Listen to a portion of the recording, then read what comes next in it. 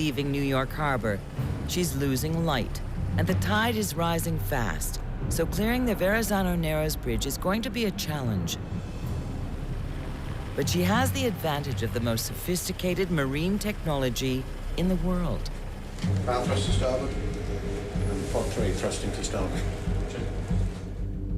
The ship is propelled by 4 separate pods suspended from the hull, each with its own electric motor and propeller. They weigh 320 tons apiece, as much as a fully loaded jumbo jet. Ship's starting to lift off bodily. Now fore and aft movement. The 2 forward pods are fixed, but the 2 at the stern, called azipods, are able to swivel 360 degrees. This allows the ship to steer without a rudder and maneuver without the help of tugboats. Together, the pods deliver a whopping 157,000 horsepower. The bow is starting to lead. You have 2 feet aft. Joel James. Hi. Okay, thanks very much. They're taking thrusters now. To help turn the ship, the QM2 also uses 3 bow thrusters, huge propellers concealed behind massive steel doors in the hull. They can churn out 13,000 horsepower, enough sideways thrust to spin the ship around in its own length. Everything is run from the bridge with a single controller, not much bigger than the joystick for a video game.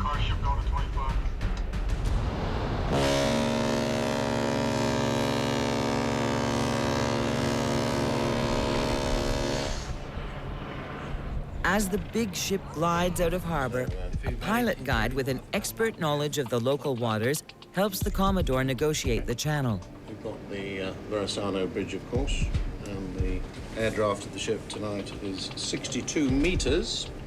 Okay, well, we will aim for the middle of the bridge, Captain. Middle of the bridge, shall we have? Promise. If the QM2 had left on time, her towering funnel would have cleared the Verrazano Bridge easily.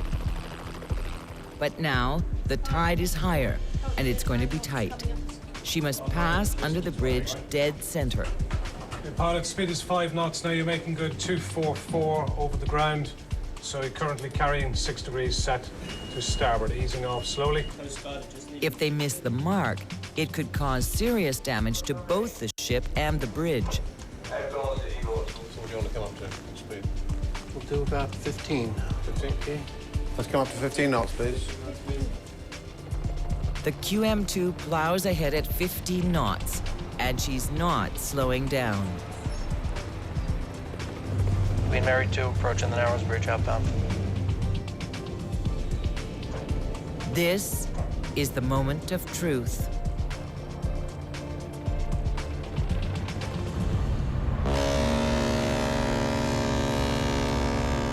She squeezes under the steel girders with just a few meters to spare. Now, there's nothing ahead but open sea. Commodore is the con.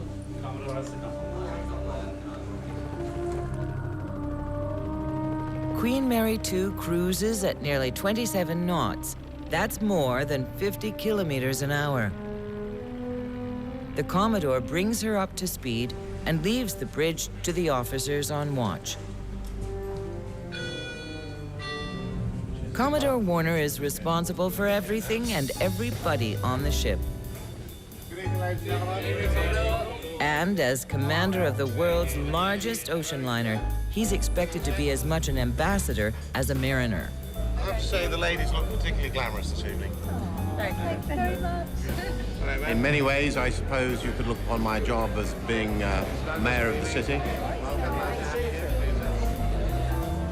But for all its grandeur and opulence, his city is still just a ship, a tiny cork on a vast ocean.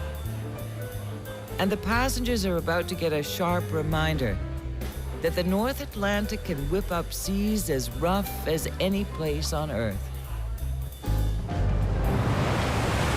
Come morning, the weather has taken a turn for the worse.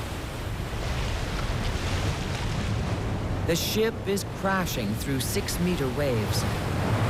Sometimes there are winds out here of 120 kilometers an hour and waves the size of a house.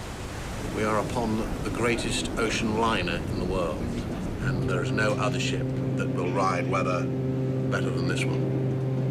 But the Atlantic generally doesn't look terribly spring-like at the moment. But Queen Mary 2 is not a cruise ship. She's an ocean liner with a sharp bow and a deep hull. She was built to be driven hard through the worst the sea can throw at her.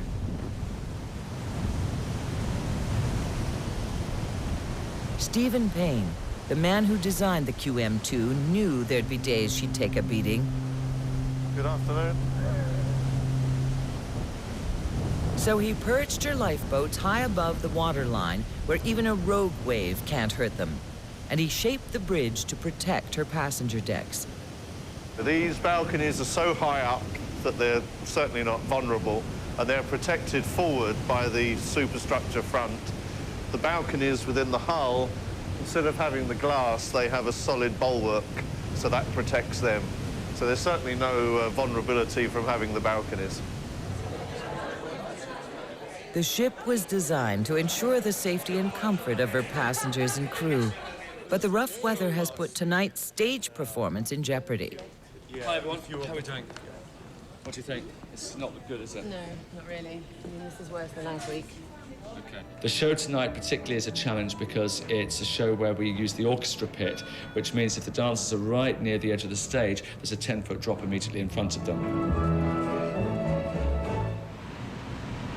The bridge calls down to the engine room to try something to stabilize the ship and save the show. James. Hello, James. It's James. Listen, we're going to come round a few degrees for this weather, so we're going to try and at least stabilise us out for a few minutes, if that's okay with you. Start with forward stabiliser. Okay. Thanks. In rough seas, the QM2 can deploy 4 folding fin stabilizers. They're like outriggers that extend from the sides of the hull to keep the ship from rolling from side to side. Okay. It's all 4 stabilizers deployed now, James. Okay. Get a man on the wheel. Steering 074. 074. The bigger problem is the ship is pitching up and down, not just rolling from side to side, and the stabilizers can't help with that. Doesn't seem to be having a great deal of effect, does it? No, I think the pitch and motion is really staying the same. She's not coming across the swells any better.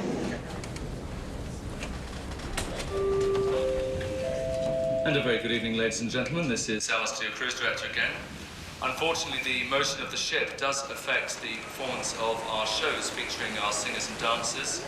As a result, we have taken the decision to postpone this evening's performance of Rock at the Opera, and we will endeavour to present that to you later on in the voyage.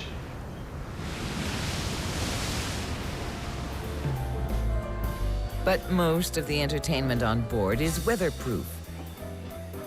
Some passengers thrive on big seas, but for others, motion sickness can make ship life miserable. Hello, Medical Centre.